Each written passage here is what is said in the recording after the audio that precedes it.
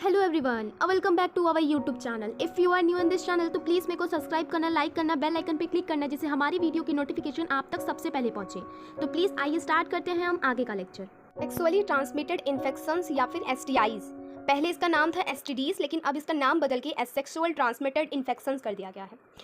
ठीक है, आप डिजीज़ भी बोल सकते हो। इन्फेक्शंस और diseases which are transmitted through the sexual intercourse. Sexual intercourse की वजह से कोई भी डिजीज़ फैल रही है उसको हम सेक्सुअली ट्रांसमिटेड इन्फेक्शंस बोल सकते हैं, या वर्निएबल डिजीज़ बोल सकते हैं, या फिर रिप्रोडक्टिव ट्रैक इन्फेक्शन बोल सकते हैं। तो ये भी याद रखना, इसको बोलते हैं सेक्सुअल ट्रांसमिटेड डिजीज़ या वर्निएबल डिजीज़ या फिर reproductive child health care disease, reproductive tract infection. तो ये 3-4 नाम है, इसको आप रख सकते हो।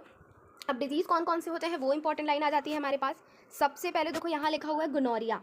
गोनोरिया हो गया, सिम्फेलिस हो गया, जेनाइटल हर्प हो गया, क्लैंडोक्लाइसिस हो गया, जेनाइटल वर्ब्स हो गया, ट्राइकोमोनियासिस हो गया, हेपाटाइटिस बी हो गई, एंड एड्स हो गया, एसटीडी हो गया, एचआईवी हो गया। एंड इनफैक्ट मोस्ट डेंजरस जो है ना वो एचआईवी है। ठीक है, एड्स करवाता है ये, एंड कॉमन एसटीडीज में एड्स सबसे बड़ा है। ठीक है, एचआईवी इनफैक्ट मोस्ट डेंजरस लिखा हुआ है। ये फेटल भी हो सकता है अगर आपने अर्ली डिटेक्शन नहीं कराया तो, एंड ये डेफिनेटली फेटल होता है।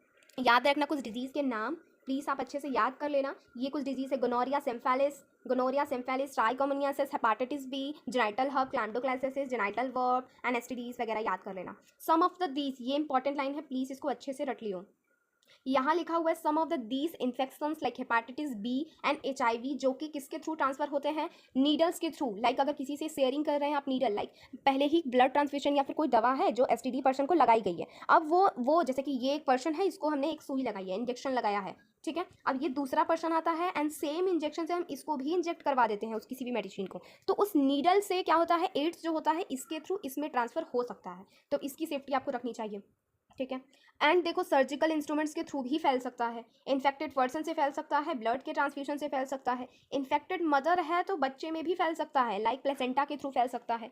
ठीक है, अब ये मोस्ट इंपॉर्टेंट लाइन आ जाती है कि except for hepatitis B, genital herpes and HIV infection, ये 3 डिजीज़ हैं, इनको छोड़ करके ये देखो मैंने स्टार्ट कर लिया, इंपॉर्टेंट है।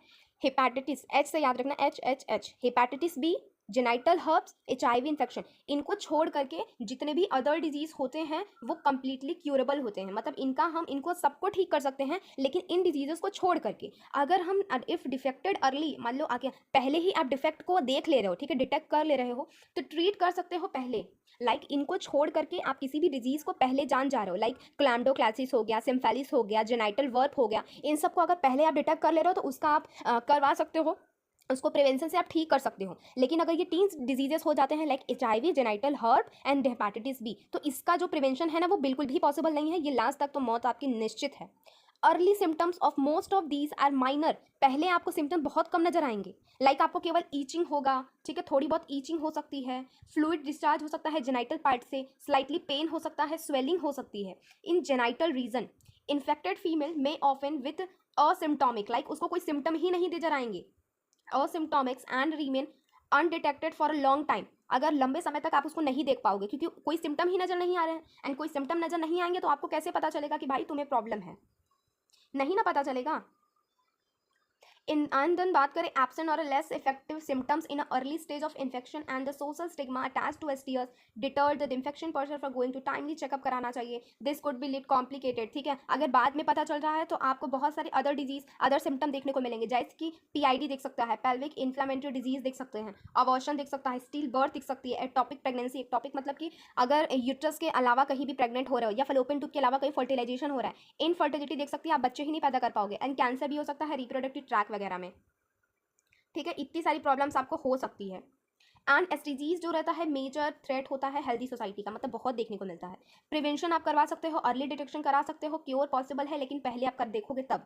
Under the reproductive health child programme, इसके थ्रू बहुत सारे काम किए गए हैं। एंड याद रखना कि जिस एज में आप हो इस टाइम पे 15 to 24 ईयर्स के, मोस्टली आपको देखने को मिलेंगे कि एड्स वगैरह इनको प्रेजेंट होते हैं, reported to be very high among person in the age group 15-24, the age group to which you also belongs. There is no reason to panic होने की कोई ज़रूरत नहीं है। आप प्रिवेंशन करो अगर पॉसिबल है तो। अगर one could be free of this infection हो सकते हो, अगर आप अवॉइड करो, मतलब मल्टीपल सेक्स पार्टनर मत रखो, ठीक है, मल्टीपल सेक्स पार्टनर मत रखो, अननोन पार्टनर्स के साथ सेक्सुअल कॉन्टैक्ट मत रहो। Also try to use condoms during coitus के टाइम पे कॉन्डम यानी बैरियर मेथड का यूज़ करो, क्योंकि वो प्रिवेंट करता है एसटीडीज, हमने वहाँ पढ़ा था। In the case of a doubt, अगर डाउट होता है तो तुरंत एक क्वालिफाइड डॉक्टर के पास जाओ, उनसे डिटेक्ट कराओ, उनसे चेकअप कराओ, उनसे complete treatment low. And if diagnosis with infection